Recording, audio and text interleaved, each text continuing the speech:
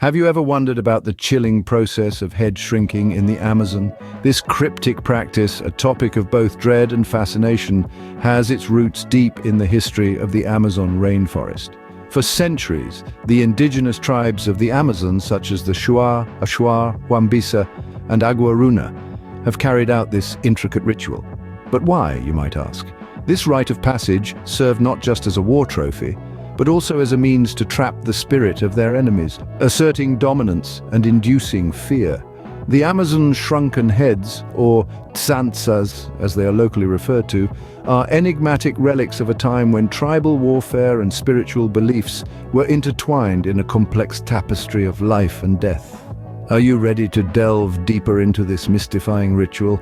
Brace yourself, for we are about to unravel the secrets of Amazon Shrunken Heads. The history of Shrunken Heads begins with the indigenous tribes of the Amazon. You may find it peculiar, even eerie, but for them it was a practice steeped in tradition and spiritual significance.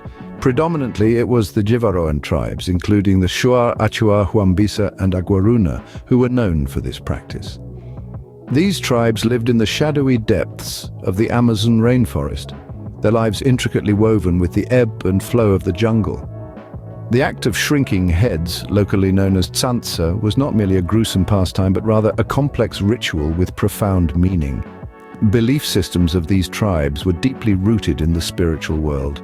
They believed that shrinking the head of a slain enemy trapped their spirit, preventing them from seeking revenge in the afterlife. This ritual served a dual purpose. It was a spiritual safeguard and a show of prowess, demonstrating the warrior's strength and valor. In the heat of warfare, the head of the enemy was severed, marking the beginning of this intricate process. The tribesmen would then remove the skull, sew the eyes shut, and boil the skin. Boiling was a critical step as it caused the head to shrink without distorting the facial features. Once the head was boiled to the desired size, about the size of a large orange, it was then dried. The tribesmen would fill the skin with hot sand and rocks, constantly turning it to ensure an even shrinkage. This process could take several days, requiring patience and precision. The final touches involved darkening the skin over a fire and polishing it with charcoal. The result was a remarkably well-preserved shrunken head, a miniature, eerily lifelike replica of the deceased enemy. These heads were then proudly displayed as trophies, hung from the warrior's belt or in their homes. And thus the shrunken head became a symbol of power and a tool for instilling fear. It served as a chilling reminder of the warrior's might and the tribe's unyielding belief in the spiritual realm. Now let's delve into the macabre details of how a head is shrunk. The process begins with a careful incision at the back of the head, allowing for the removal of the skull. This leaves behind the skin and hair, which are then meticulously cleaned. Next, the skin is boiled in water infused with specific herbs, causing it to shrink significantly. This is a delicate process. Too long in the boiling water, and the skin could be ruined. Once the skin has cooled, it is then turned inside out, and any remaining flesh is scraped away. The exterior is then sewn back together, leaving openings only for the mouth and eyes.